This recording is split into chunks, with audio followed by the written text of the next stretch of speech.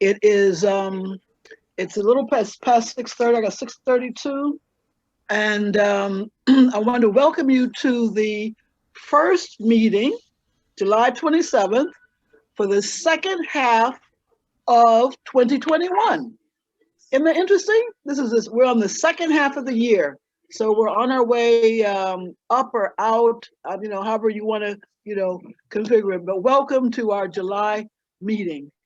And I noticed that David Bernstein is new.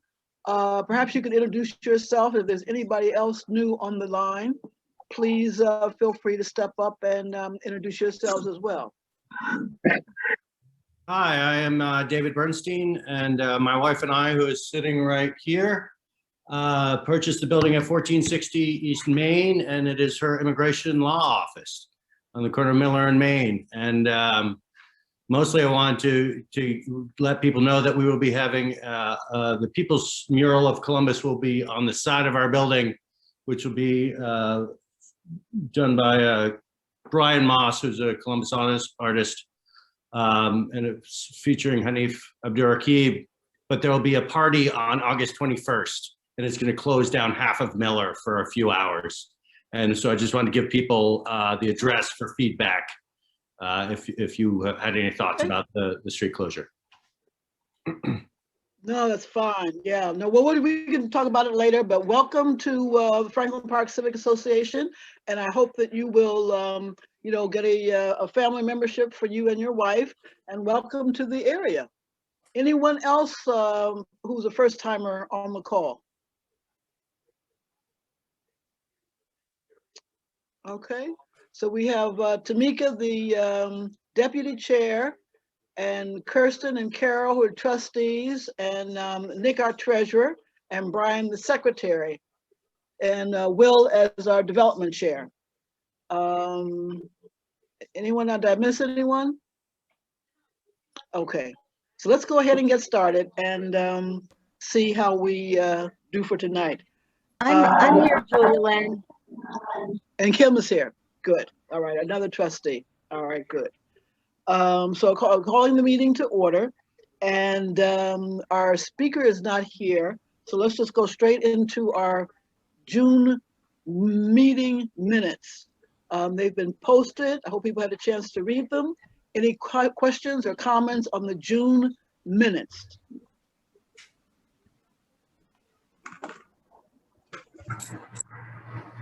Okay. May I have a motion? If there's no discussion on the minutes. Moved. But it was Bill Hayes moving. Who was that? That was Bill. Okay. All right. Second? Carol Hector Harris, second. Great. Thank you. All right. Let's move straight then into the rest of our agenda. And we have NEAC. Roy. Well, good evening, everybody. So NEAC is, I don't know what you've read, but NEAC is in a peculiar time right now. Is that fair to say? Is that in that normally July would be a month in which we have regular meetings, but it's not happening this month because we don't have a quorum. So between the combination of people who allowed their terms to end and didn't run for election and people who did not get elected, we have some vacancies at NEAC, including in the Franklin Park District, District 4, which is a whole nother subject that I'll get to in a second. But we also have folks who just got re-elected. And we barely have a potential quorum, but getting folks together is not, it's just not going to happen here in July. Also in July, we're supposed to meet in person. We no longer have the ability, as far as I know, to meet remotely. So the combination of things, it means we're not going to have any meetings at all. So the action items that were coming before, would have come before NEAC in July, cannot be dealt with, and a special meeting is being scheduled that now looks like it's going to be August 19th. It looks like we're probably going to have a quorum. People are still responding to whether they're available for that date. So there'll be, normally August is a month in which we're off entirely, but it looks like we'll have a special meeting to deal with the leftover items from June. So that's one track. The other track is just, I don't know what to say about this exactly, but we have a variety of vacancies in NEAC, including 2 in District 4, and I think there's another vacancy in a different district. But the way that we fill those is by having a vote by the seated members of NEAC, and I do not know when that meeting will occur yet. Whether that is going to also be scheduled for this special meeting in August, it might be, or that might even wait until September. Do not know yet. The other thing that's, obviously an important point is that Kathleen Bailey, who for a long time has been the chair at NEAC, did not run for re-election in June. And so her tenure at NEAC appears to be over. I honestly do not know whether under, she might reconsider that, I suppose, and choose to run in the special election to fill vacant seats. But if she was going to do that, I don't know why she didn't run for her seat at the regularly scheduled election in June. So I've not talked to Ms. Bailey. I don't have any inside information on that at all, but there certainly is the potential for new leadership in the organization, and I'm sure some things are going on behind the scenes. Let's just say along those lines. For the moment, Annie Ross Womack appears to be the point of contact at NEAC, and she was the sort of number 2 person in the organization. We did, as of the last meeting, there were no what I would consider hot items coming before NEAC in our area. That is the Franklin Park Civic Association area, but of course that could change. I don't know what else you'd like to hear about NEAC, but that's a start. If anyone has any questions or issues that I've left out. Yeah. Okay. I believe Kim has, yeah. Thank you, Roy. I believe Kim has a question. Hi, Roy. I want to thank you for the update. I do want to express my absolute dismay at the fact that the people of District 4 have been silenced, and now people that do not represent us will be filling the positions available. And I would like to know why the issue of special elections was never brought up. I'm incredibly over it. So I want to know why special elections were never discussed. Well, I'm not exactly sure what you mean by that. I was originally appointed to NEAC through the same procedure in December of 2019. There were vacant seats on NEAC. There were 2 seats for NEAC on District 4, and 4 of us put our names in the hopper to run, and we appeared before the group at its general meeting, and an election was held. And that's a provision that's been in the bylaws for some time, as far as I know. And that's what is done with vacant seats when after an election, a regular election is held, there are still vacancies. I understand that, but also when you ran, did you not submit your everything online? No, because we were not in COVID back then.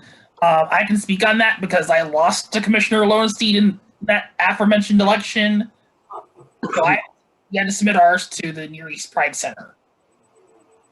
Okay, thank you, Brian. Okay, okay, hold on for a second. I want to cut through this because I really don't want the meeting to turn into a discussion, a full-blown discussion of NEAC. All right? So I just want to make a couple of points and then let's see where we are. Because I want to make sure that we're all on the same page. There were a number of errors made with respect to the most recent election, including an error made on behalf or by FPCA. And I think I want to own that and put that out there like that. Okay, so regardless of what happened in the past, we know that this time there were some very specific, clear directives that were not followed. So regardless of what we think can happen or should have happened because of what happened in the past, this time there were very clear, specific directions that we, FPCA, did not follow. All right, and then two, Roy was actually appointed to fill an existing position for which there was a vacancy, not a new position for which there had been an election. And that does occur with other commissions where you can hold a special election when you have a completely new slate and fill the positions accordingly. So Kim's point in terms of an election could still hold. And I don't want us to say, oh, it's out the window, why didn't we discuss it? It could still be raised for discussion at the next meeting, and an election can be held in August or September if the discussion goes that way. And then finally, I think one of the things that this process has really brought home to me is the importance of really being involved with NEAC throughout. And we should recognize that in addition to the elected commissioner positions, which are vacant, there are other vacancies on each of the committees that can be filled by people. And we need to become involved from the bottom, stay in with these committees, work with them, and get to know and begin to contribute to a change in the culture of NEAC if that's what we're serious about. I really want to dissuade us from thinking we can continue to, fly in and drop it down from above and, play a role. So I think that, again, if there is really sustained discussion necessary on this, then Roy should call a separate meeting and have that discussion with you. But we have to acknowledge that we contributed to the final results in June, that there are still a possibility for an election versus an appointment of the existing commissioners. And regardless of what happens with the commissioners, there are still open positions on the committees that anyone in FPCA or anyone within the NEAC area can request to be involved with. Okay? All right, so I really want to pull a close to that unless there's something really, really burning.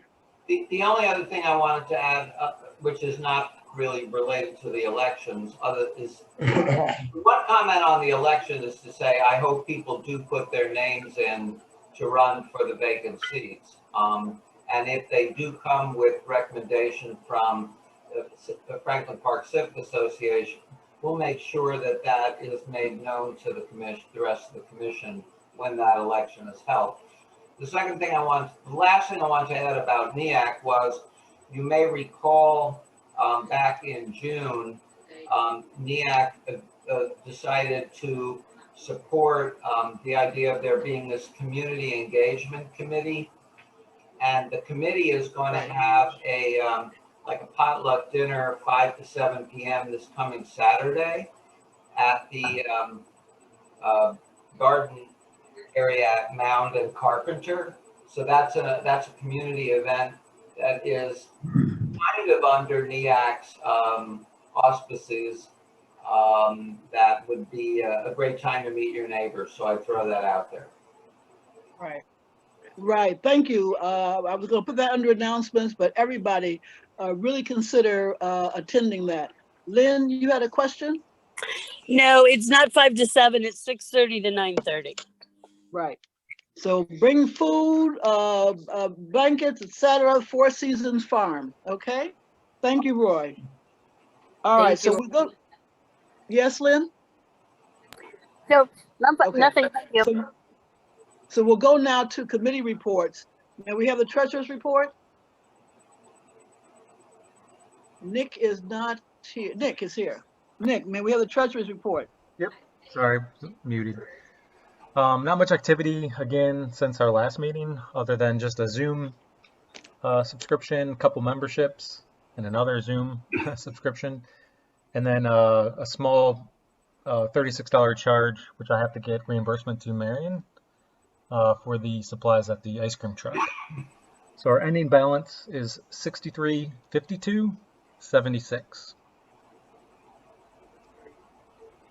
Any questions for Nick?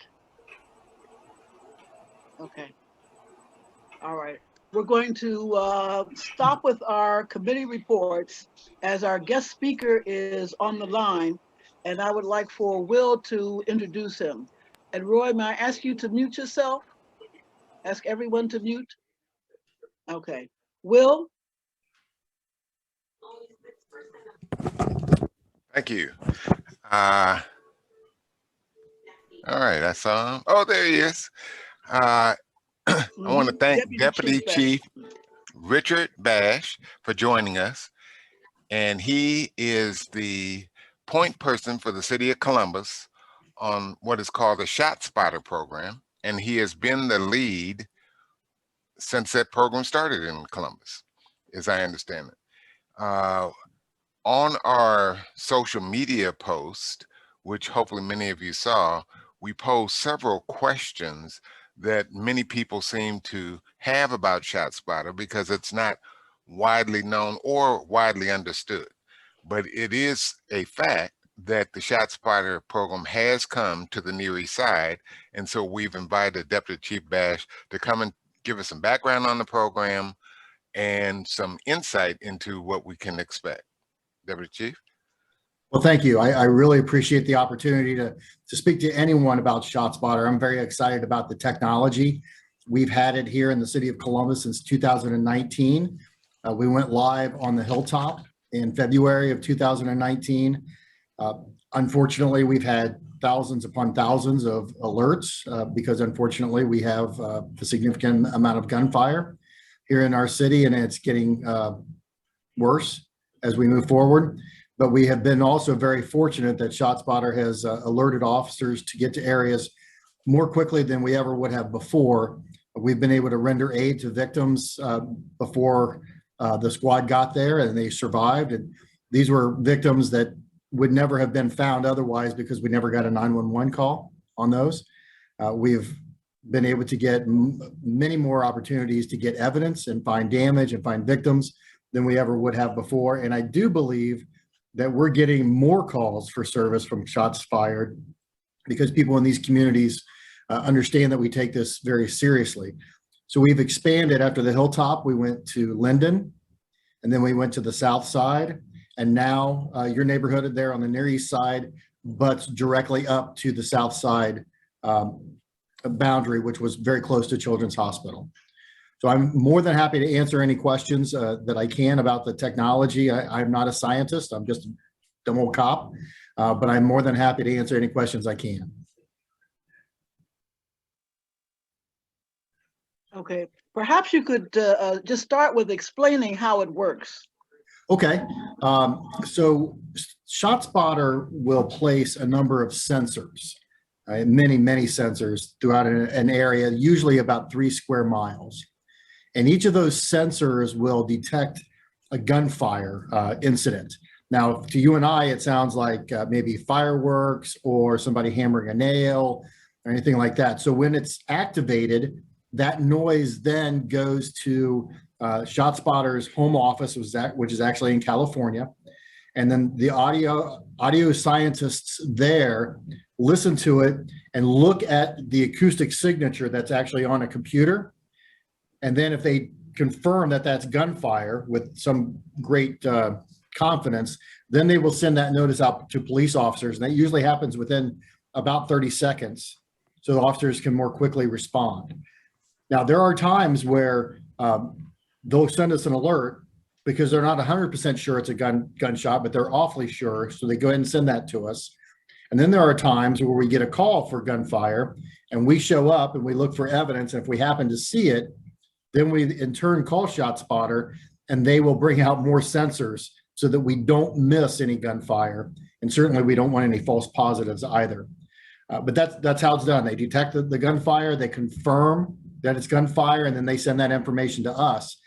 The officers have it on their computers in their car, so they can actually hear the sound of that gunfire, and it also pops up on a map, so they know exactly where it is. We can get a satellite view, so we know if it occurred in a backyard or an alley or in the street or an intersection.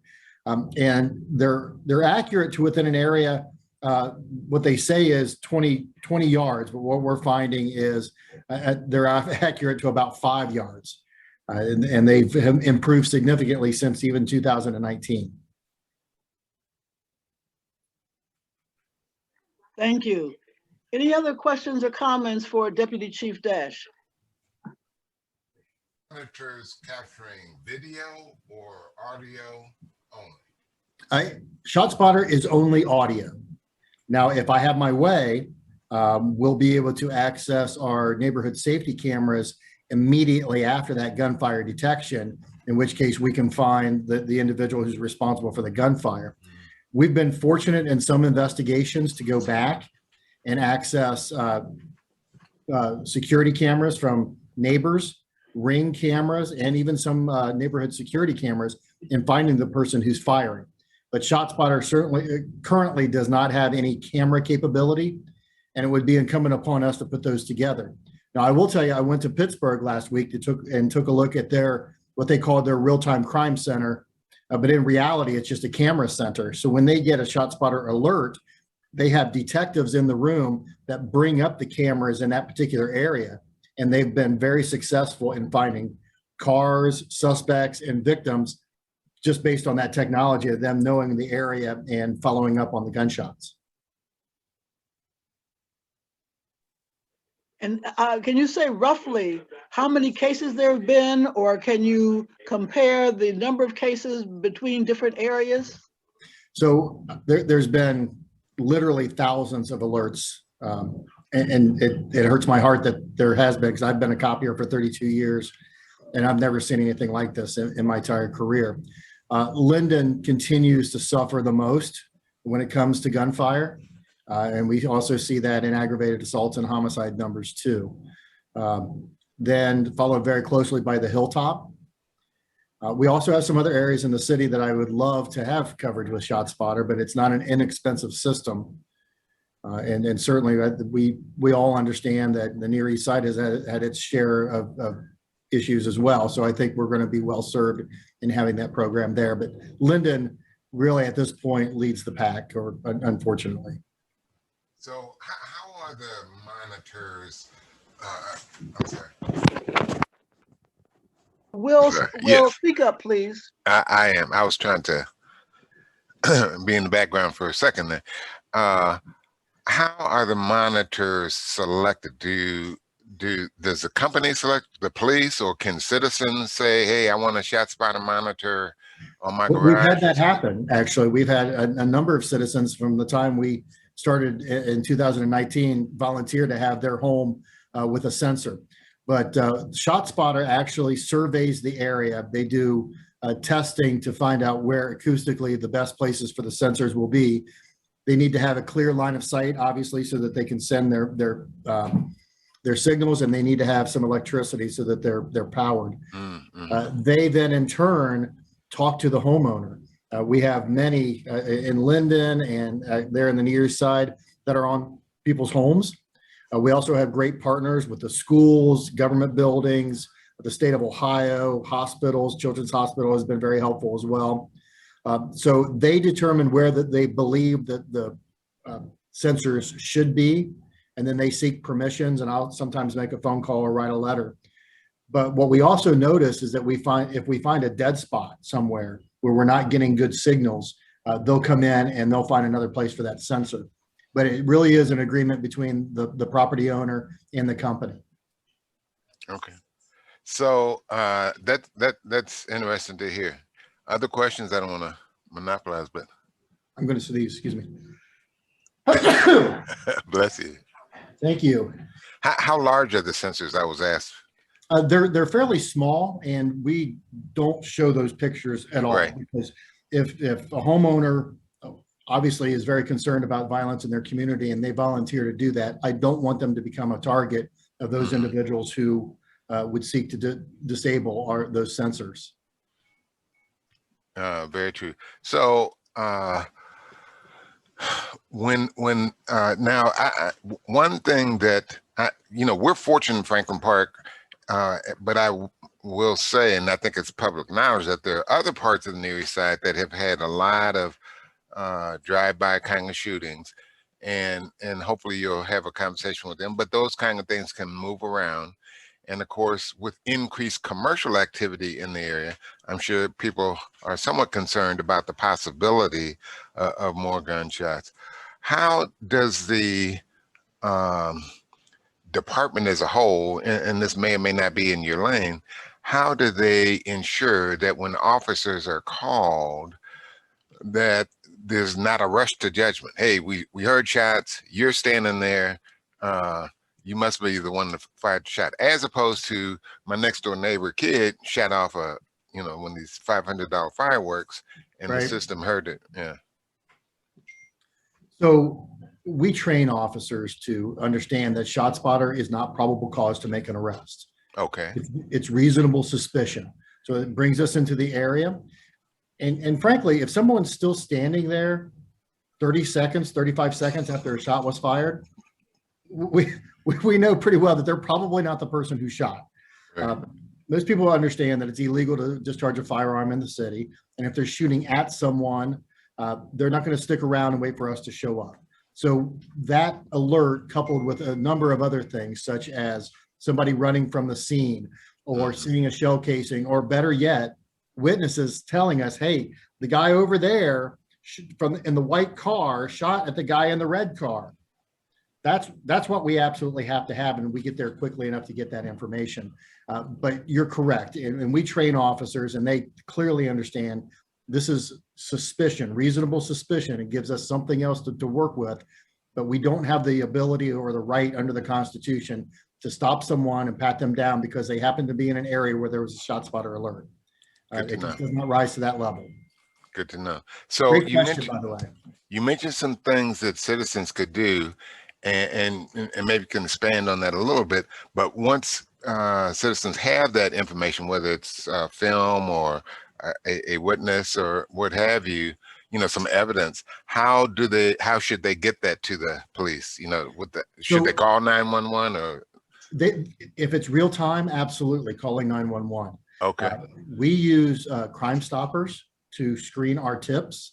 I see. And what we find is a lot of people the next day are willing to talk to us a little bit more than they were during the heat of the situation at night. So we leave door hangers and we knock on the doors. And if you happen to see anything, feel free to call us.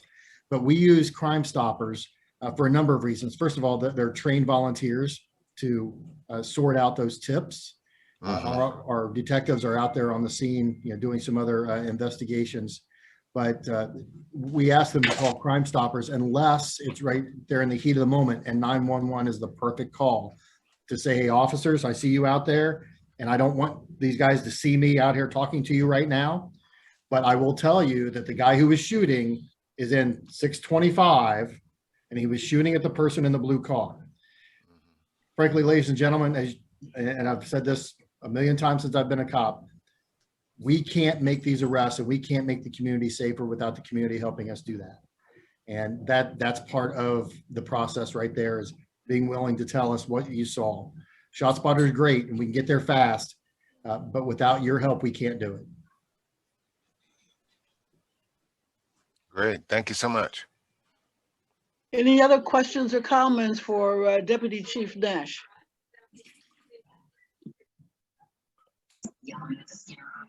Julian, this is Bill. Deputy, is there a chance that this has a deterrent effect? I mean, have we found it? I know you've said the rates have gone up, so clearly there's not yet, at least, or. Well, that's what I hope. And we're keeping pretty good data, although I don't have an analyst yet, which I'm begging the city to give me. But my hope is that we see a reduction in overall violent crime in the city of Columbus in the areas that ShotSpotter is in existence compared to those areas that ShotSpotter is not deployed. That's really going to be the only way I'm going to be able to tell how effective it is. Now, I have lots of good numbers that, police officers are making great arrests, and we've got an increased volume of evidence, things like that. But I don't want more arrests and I don't want more evidence. I want fewer shootings. So my hope is that once we get a baseline, we can see that reduction.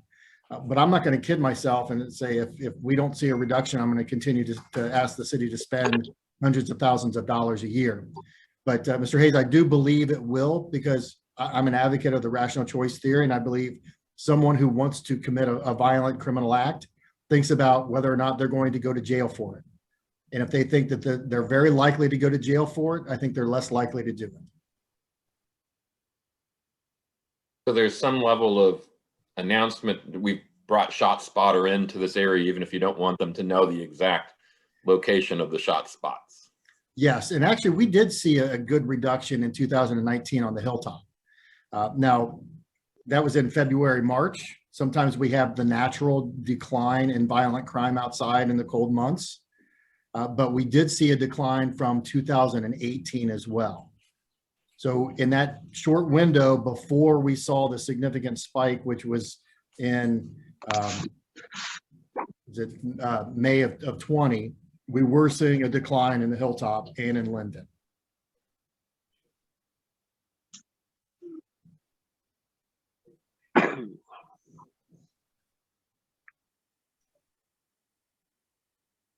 Any other questions, comments? General feedback for Deputy Chief Nash. Okay. All right, I don't see any raised hands. So let me take this opportunity to say thank you very much, sir, for sharing your time with us this evening and for explaining the program. I'm sure many of us were not aware of it or just had no idea how it actually worked. But I think we all have a broad understanding that a number of different elements have to come together if we're going to have a successful reduction in crime. And this is just a mechanism for being able to respond, quickly and make it more effective. But I do appreciate you taking your time this evening to share this with us, and we'll take it from there. Well, you are very welcome. I always welcome the opportunity to have an opportunity to speak with the people that I serve. And if there's things that I can do better to better serve you, I'm here. And I welcome that feedback, and I welcome the opportunity anytime you have questions to come back and speak with you or anybody else you'd like me to speak with. Thank you very much. Thank you all. Have a great night. You too. Thank you so much, sir. You're very welcome. Bye. Bye-bye. Okay. So do we adopt Nick's report? William, did you have something to say? I just wanted, if you needed a motion, I was motioning to adopt. Okay, fine. All in favor? It's being adopted for audit. Any opposed? All in favor? Aye. Aye. Abstentions? Okay, thank you. Public relations, public and media relations.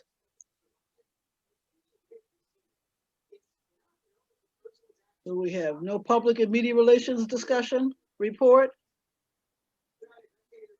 Okay, no problem.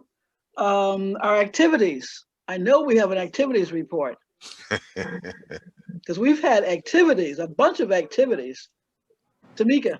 Yes, I can start, and Kirsten, feel free to jump in. This past month, we had our July walk. So every first Saturday of each month, we have a walk. We meet up at Franklin Park and walk, get in some steps. This month, we had it the second Saturday of the month due to the holiday.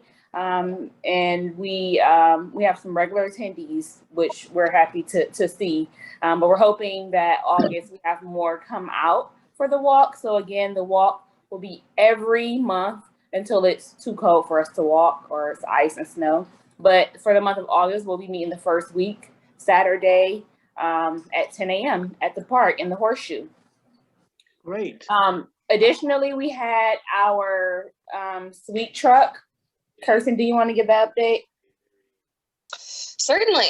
So we had our sweet treat truck on the third Thursday. We had graders come out and join us, and that was an awesome time. It was really warm, so I think everyone was really enjoying the ice cream. And so we will have our following treat truck, which again will be Too Good Eats. So we will have our popsicles back. We will be meeting in the same spot on the third Thursday of the month at 6 p.m. We're in the Horseshoe, which is right by the caretaker's cottage. So we'll also have all that information up on Facebook as well prior to the event. Yeah, and we have one new event for the month of August. So the first Saturday of the month, we'll actually have two events. We'll have the walk, which will be occurring at 10 a.m. in the Horseshoe. And we'll also have a children's event. So if you have kids or you have neighbors in your area, on your street, please let them know we have a kid. 1 second, Maverick. We're having a kids activity. It'll be Kids Craft Day. And it will take place from 11 to 1. So 11 a.m. to 1. And we'll meet at near the playground in Franklin Park. And the age range, if your kid, pretty much everything from toddler age until around 12, we have something for them. If they're younger, they won't be cutting anything. We'll cut for them. They'll just be able to help us tape stuff. But we'll have something for a range of ages. Okay, and for those of us who really, we need the visual, August 7th is the first Saturday in August. And in the morning is the walk, and the afternoon is the children's art. Then the third, you said the third Thursday is the 19th. And so August 19th is when the Too Good Eats? Okay, we'll be at the Horseshoe. Okay. And I'm going to put a calendar together and I'll post that up on Facebook, but I'll also get that over so we can email it out to everybody. And I'll just put a calendar together of all the events that we have coming this month since we have so many.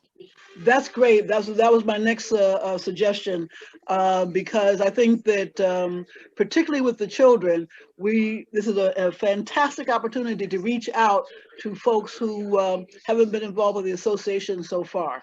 And so it'd be good to let people know in plenty of time so they can participate. Because when does school start? August. Yeah, August what? It's, I think they're back in school then. They're back in school? Yeah. I believe it's mid-August. Mid-August, yeah. So there are going to be some school issues and there's going to be some confusion. So the sooner we can get on people's agenda and bill it as a way to, yeah. So just get something out that's clear, colorful, enticing, and encourages people to participate. Anything else under activities? No, that's all we have. Thank you. Great. Thank you, Tamika and Kirsten. Okay. Then health and safety. Okay, guys, I just really want to promote the fabulous venues that we have. The Conservatories Farmers Market on every Wednesday, 3 to 6, as well as the Bronzeville Growers Market. These are incredible resources for healthy foods and organic choices in our neighborhood. And we really need to support these venues and, participate in healthy eating and so forth. Also, I would like to try to promote the fact that if you have friends or relatives that are hesitant about vaccinations, we need to do what we can to alleviate their fears. Also, the fact that there is a $100 gift card available to anyone that participates in these programs now. And I don't think they're going to hang out very much longer. I think it's going to become more of a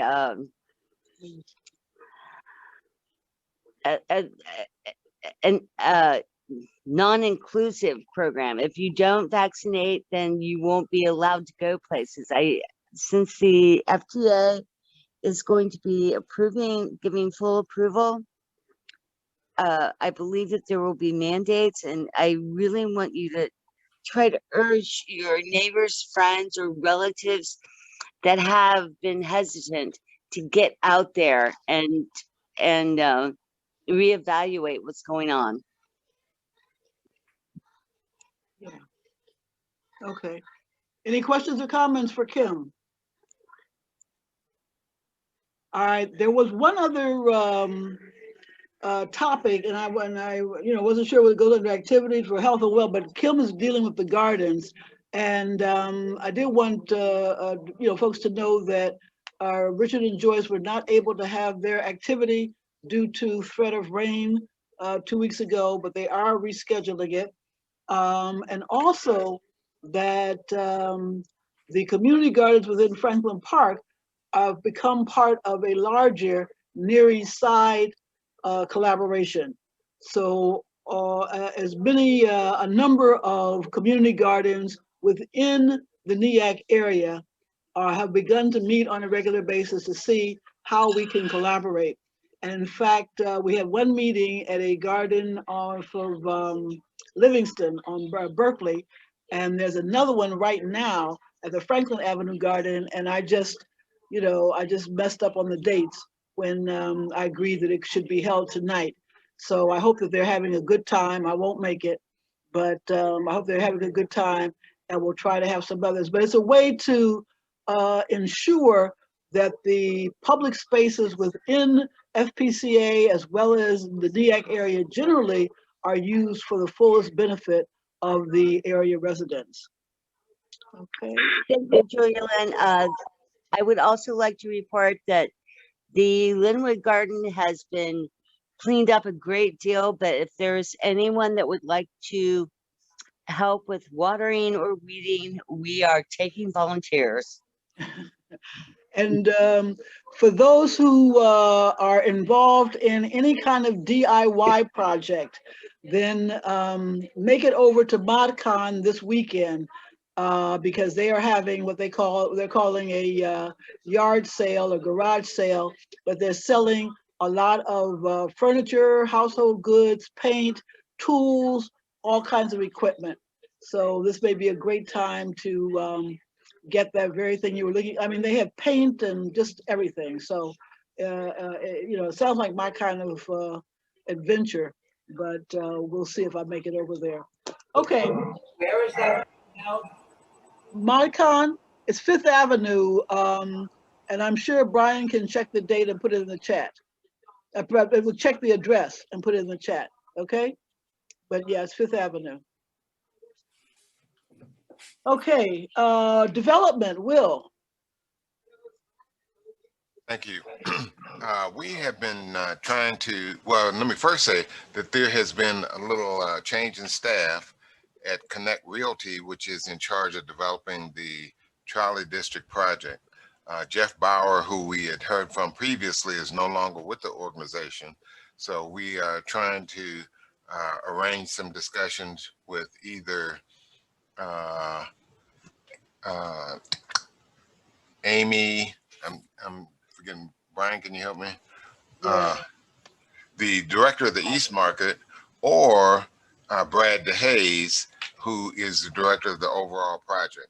So Roy has agreed to help me before time gets away from us, organize a face-to-face meeting between Mr. DeHaze and persons of his choosing in the next couple of weeks and members of our development committee to talk specifically about their opening strategy and then about some questions we have not gotten resolved yet about the impact of that opening on the area in terms of traffic, signage, and the like. So we will keep folks posted as we get more information about that. But if you've been by the development, it is kind of chugging along, and we don't know of any specific opening date as yet, or a date for the tour, which was promised to the association some time back. I also, in other news, want to ask Roy to give a brief update on the City of Columbus's newly emerging policy on short-term rentals. And Roy can tell us what that covers and where the city's headed on this matter. Thank you. I will reach out to Mr. DeHaze. I have a little bit of influence with him, maybe just for having done some work with him. I did reach out to him a few weeks ago about cutting the weed trees and weeds back off the alley south of the housing site that he plans to develop across the street from the commercial trolley project. And he finally did do that. So it did happen, and now there's passage for cars in both directions on that alley. So, okay, something got done there. Anyway, on the short-term rental issue, I came away disappointed after investing a fair amount of effort in trying to promote a more aggressive policy on the part of the city, but it seems like despite everything I did to send testimony in at the public hearing they held, they ended up passing something very similar to what the council put out in draft form first. And if anyone in Franklin Park Civic did submit testimony, I thank you very much for, trying to help with that. The new law, despite it not being everything we might have hoped for, does have some improvements in it. And the main point I want to make is this: if there is an Airbnb or other short-term rental that is in the area where you are living, and it is disruptive in any way, if you make complaints to the Department of Neighborhoods about that, there's sort of a 3 strikes and you're out policy that is now in the legislation. So if there are sufficient complaints about things that happen at one of these facilities, they do have the ability to revoke its license or to refuse to renew it. So right now what's happening, because the licensing procedure was put on hold for an extended period of time. So right now, with the new law having taken effect, they are licensing lots of these facilities. And many of those are just renewals. But I think that we hope that there'll be greater accountability, but they're not. They're hiring one person supposedly to administer the program, which is one more than we had before. And they're not doing any in advance inspections to confirm the condition of the facility or its appropriateness for the number of people that it's being advertised to serve. Those are things I had hoped we might see, but that's not in there. But there is a lot of ability, if citizens get involved to make complaints, that they will research them. They have the ability to go in and do an inspection then. And like I say, potentially revoke a license. So I encourage you to take a look at the new law. It's available on the city's website and check it out. But those are the high points. Thank you, Roy. And this I guess new law goes into effect right away. Is that correct? I think that's right. Yeah, this month as opposed to 6 months Yeah, away. yeah. And the one takeaway I got is, and forgive me if you touched on it, is the 311 site is being amended to include a special place to report those kind of things. Because sometimes the 311 site can be intimidating. There's so many things you can communicate with the city about, but they're going to have a special checkbox, if you will, for short-term rental complaints. And they will be tracking and logging those and hopefully following up. So, Yeah, thanks for adding that. That's absolutely right. all right. That's all we have, man. Okay, may I ask you to develop a Facebook posting, a social media posting with, 2 or 3 key points. The legislation passed, there's one person, once you say there's one person, even though there's one more, we know that that person is going to be horribly overburdened. So there's, it passed, there's one person, there's a 3 strikes policy, and there's a special place to report on the 311 number. Absolutely. I'll work with Roy and Right. we've got a So couple just- other things cooking. So Okay, we'll add great. that to our All right. to our workload. Yes. Any other questions or comments for the Development Committee? Okay, thank you. We'll move then into old business. And I have, so Will, you can stay up because I have the nonprofit status and the bylaws. Nonprofit status is crawling along. Unfortunately, I've been out of town more than I want the past month, the 6 weeks here, but Roy has agreed to help me on it, and we are revising the mission statement primarily to align with the IRS requirements. And looking at other parts of our bylaws to make sure they align with those mission requirements. And Roy, what did you call that section of the, they call it eligible, it's not eligible activities, I know, but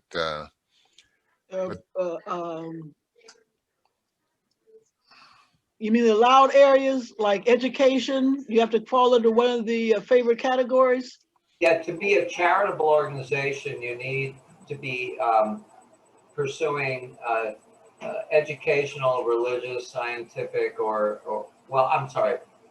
religious, scientific, educational, or charitable activities. Right. So we need to kind of, really, when you look at what the organization does and you recast it slightly, it falls within charitable because on the IRS website, there's a definition of what charitable activities are, and it includes many of the things that we already do in terms of essentially assisting. It's not just promotion of the neighborhood.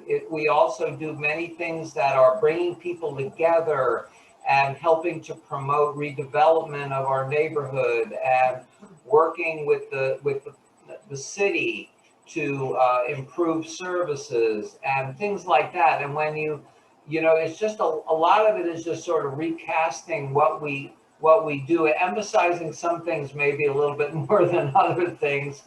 And now we look much more like a charitable organization than we did before. So as we get that document whipped into shape, we'll be first presenting it to the executive committee for approval, and then they will present it to the larger membership. Hopefully we'll have that done by September. Great, thank you. Mm-hmm. Any new business?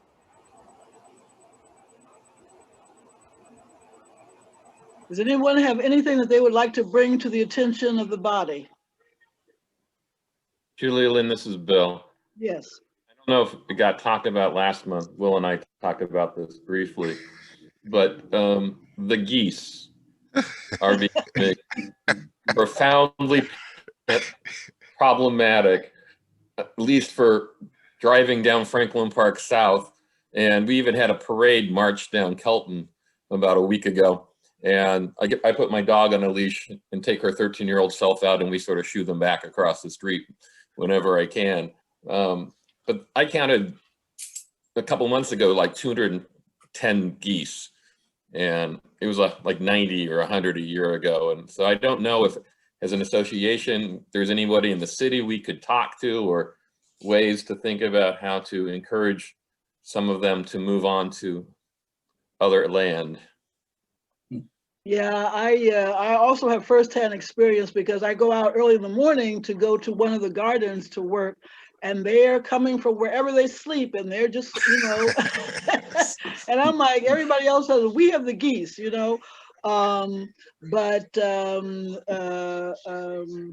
yeah, that is something that we could follow up with. Again, I'm not sure which department, but somebody has got to. I'm not sure. One suggestion that was made, Madam Chair, was that there be signs posted around the lakes. Please do not feed the geese, because it's actually against the city law. But don't feed the geese. That just makes them come and bring all their friends and relatives. We're trying. And actually, it's injurious to their health to be fed bread. Exactly. Absolutely, yeah, it is. So there are some issues with the geese, and that my understanding is that they are protected species. Oh yeah. Oh yeah. Them and groundhogs. We have to deal with the Ohio Department of Wildlife in order to do something about it. And I don't know that there's anyone at the local level that has jurisdiction over it. Now, I could be wrong about that too. No, that was my thinking. That was why I was hesitating. I believe it would be something like that. I think you're right. Absolutely are protected, but even with protected populations, they still have mechanisms for reducing, herds, as it were. I'm sure there's a particular word for a gathering of geese. A gaggle. It's a gaggle. Yeah. It's a gaggle, right?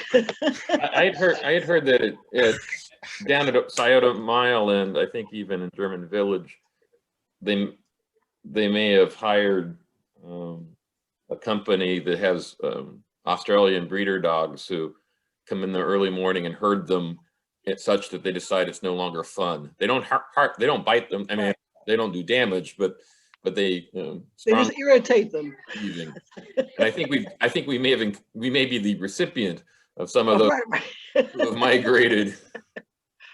Well, I think that might go with Kim, health and wellness, but we'll see.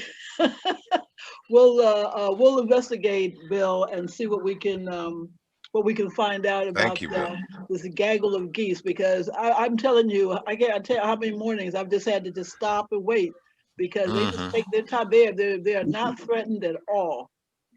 I am very willing to investigate this, as they've totally flooded Brighton, and now they're flooding the street. I mean, it's insane. What are they finding over there? Yeah. I mean, they are actually going at Kelton and Maine. I was stopped by geese. Okay. Well, and the crazy thing about it is, as I understand it, a geese returns to where they're born. Yeah. So, I mean, there's a multiplier effect. If 200 are born this year, 200 will come back and they'll have 200 more baby geese. I mean, exactly. It's the same with the groundhogs. So, well, we got to find a place to put the geese. We need to share them with the rest of the world, for sure. Okay, so check with the Department of Wildlife, and we'll see what we can do. Very good. Thank you, Bill, for bringing that up. Any announcements? Julia Lynn, this is Jay. Just real quick, I just wanted to bring everybody's attention to the Adela's liquor license permit. I know Brian has posted a bunch of stuff about it. If anybody is within our ward 55, in our little rectangle there, to make sure that they either get over to Adela's to sign the petition, or let Kerr and I know, and we'll come to you with the sheet to get it signed. But Cario needs 240 signatures to go on the ballot in November in order to get his full liquor license. Adela's has been a great addition to the neighborhood, and we just want to make sure that we're supporting him in his endeavors as well. What's his deadline for getting signatures? Tuesday. Now. August 2nd. Monday. Oh, okay. Because I know Monday. I'm going out of town tomorrow for the week. So. So does the association support the signature? Because we've been dry for many years. It's I was leaving it as an individual choice. Okay. Well, I guess after it gets on the ballot, then I hope that the Civic Association will have some kind of forums about it. Yeah, because because we voted it down for the last 30, 40 years. But we also voted for the trolley barn. Yeah, but they aren't selling alcohol. Yeah, they are. Yeah, they are. Oh yeah, they are. Yeah. They will. Oh, absolutely. Yeah. See, and that was the fear that I had when we granted that we now open it up to tap rooms and all kinds of bars throughout our area, which is another problem. But let it do what it do first, and then we'll address it. Have that discussion, yeah. Yes. Right. Okay. So, folks in Ward 55, it's your individual choice. Kim, Actually, it's Ward 55C. Okay. And you have to be registered to vote already. All right. my Okay, wait, but hold on a second. Frank and Brian, William, please mute yourselves. Kim. So my thing is, there's always been restrictions with a good neighbor policy on alcohol, which limited carryout. Which meant that there could not be carryout provided when we allowed on-service on-site service. So as long as we get that stipulation, I think that we should allow businesses to thrive. However, of course, it is personal, opinion, but I think we need to have these good neighbor policies in place. For example, Yellow Brick did it, the Tavern did it, when they went in Oak and 18th. I think that this is a measure that has been successful in the neighborhood, and that we should adapt as well if everyone is in favor. Okay. I'm not. So Jay, but that might be something Jay would want to initiate or begin the discussion, and we can see where it goes. Okay.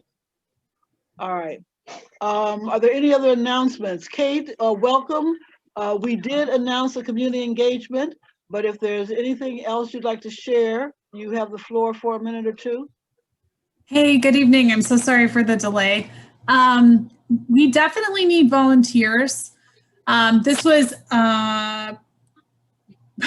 sort of put in the lap of Four Seasons Farm in a way that they probably weren't expecting, because the commission does not have quorum this month, because we're waiting for the things to come through with the most recent election.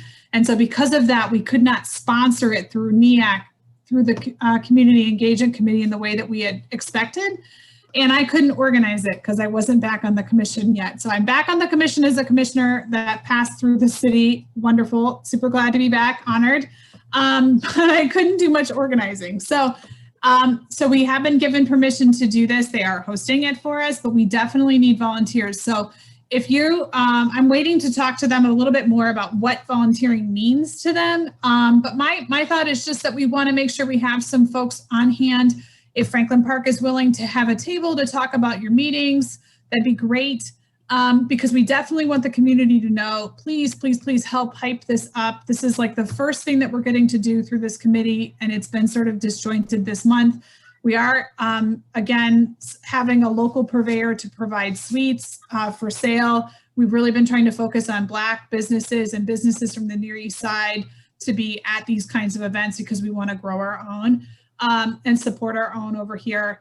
But definitely, if we have some help, just even setting things up or just checking for trash at the end, having some, responsible adults that I know I can go to to help out, you know, or teens who want to have some volunteer service hours. We probably could coordinate some service hours for them if this is something that they need. So if you want to connect with me afterwards, that's great. I think that my information is out there, but if you need my cell phone number, I can give it to you in the chat. And just feel free to call me, and then let's figure out how to plug you in. Okay. Thank you so much for being willing to help even participate with this. I'm really excited. Okay. I think it would be nice if we could have an FPCA table. Are there any volunteers? You know, once again, this, you know, what can I say? This double booking is just, you know, in the middle of summer, but the Lincoln Theater Walk of Fame is Saturday, and ESED is doing it. And ESED, I mean, I gotta go and support ESED, but if there's anyone else who would be interested in helping to have a table, maybe we'll have our information about our walk and our if somebody can help me with the truck, I'll go. Okay, Kim? Yeah, I just need, if I can't put a table in my car, so if someone can take a table over, I'll sit there and bring stuff. I think it's really important for us to interact with NEAC as you recommended earlier, and I'm in. Great. So if everyone else could come by, support Kim, support Kate, and just hang out and meet some new folk. Richard, did you have a question? Richard Harris. No, I have an announcement. We will be having our event on August 3rd, which is National Night Out, to meet and greet our neighbors from 6 o'clock to 8 o'clock at 1548 Oak Street. That's in the Legacy Garden. Okay, we've got 2 garden activities. Anything else? My 8-year-old would like to know if there's going to be ice cream, because he associates your neighborhood night out events with ice cream, because James always did that. Is there going to be ice cream? We actually have ice cream on August 17th. Was it 17th or 19th? 19th.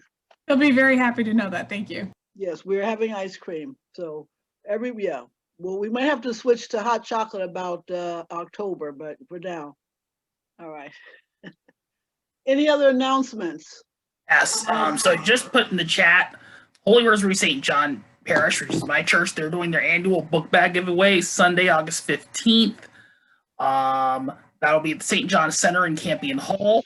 I put the contact info if you want more information in the chat. Also, next month, CODA will be announcing their September service changes. And then also, I went to their fair policy change meeting this afternoon, and they'll be talking more about that in those September changes. But key points, they're not going to increase fares, but they're going to evaluate how the fair policy is, and the CODA board is going to make the final decision at their September meeting, which is the morning after our September meeting. And then I think Jay hit on Adela's, but oh yeah, speaking of Adela's, it's Black Restaurant Week, and Adela's is part of that. And as Jay said, support our local businesses. I know Camelot and Lifestyle are also part of it at Oak and 18th as well. And I think you hit on everything. Mr. Bernstein talked about the event on August 21st. Also on August 21st, the African Village Festival, that's going to be at the lot between the English Center and the Kwanzaa Playground on Bryden Road. And then the 22nd, I think at Chief Baba Shango's Gallery, there's going to be an art show that weekend.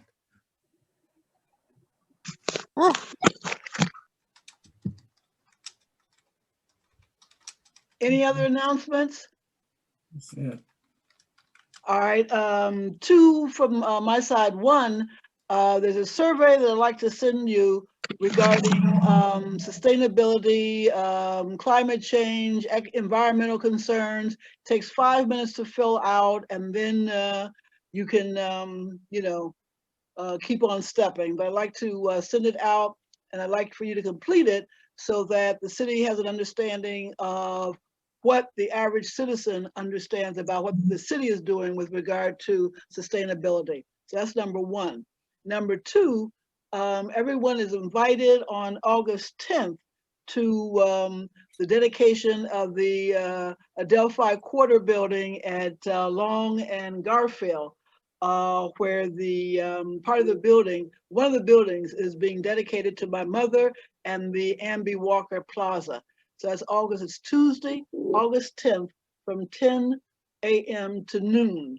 And, you know, a couple of speeches, you know, look at the buildings, but this is the first multi-use building, you know, that has been built. It's the largest and the most complex that's been built in Brownsville in 30 years. It just, you know, it hasn't happened. So I'll send that out to everybody. I'll send it to Brian to send out to everyone as well. Okay, anything else? I think you just did this morning. Yeah, I did. So there we go. Okay, you know I do these middle of the night things. African American Male Wellness Walk, I forgot, August 14th. That's at Livingston Park in front of the Nationwide Children's. Right. So 2 Saturdays to get your steps in. Yeah, there's a lot. Okay, and for those who, after all this activity, need to relax, remember every Saturday morning there is free yoga at the Maroon Arts Box Park. Just bring your mat and come out 9 o'clock and, you know, chill. Kate? One last thing. Did Commissioner Lowenstein, did he get to announce the meeting for August, the special meeting for NEAC? Yes. Perfect. Okay, thank you. Yep, we're good. Okay, well, thank you, everyone. Yoga is hard. Come on now. Thank you, everyone, for sharing this July evening. Remember, this is the first month of the beginning of the second half of the year. So I don't know whether you see that we're on our way out or up or whatever, but I look forward to seeing you at some of the activities between now and our next meeting, and definitely look forward to seeing you at our next meeting, which we will not forget to put on our calendars, because we'll get a calendar of activities from our activities committee. Okay? All right. Take care, everyone. Have a good evening. Stay safe and stay away from that gaggle.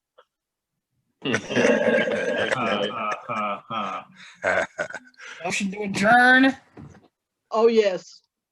Second. All in favor? Opposed? Who seconded it? Willis. Approved and second and Right. 15 minutes back of our evening. What'd you say, Brian? You get 15 minutes back of our evening. Yes, we do. And I'm going to enjoy mine. Take care, everybody. Bye. Bye-bye.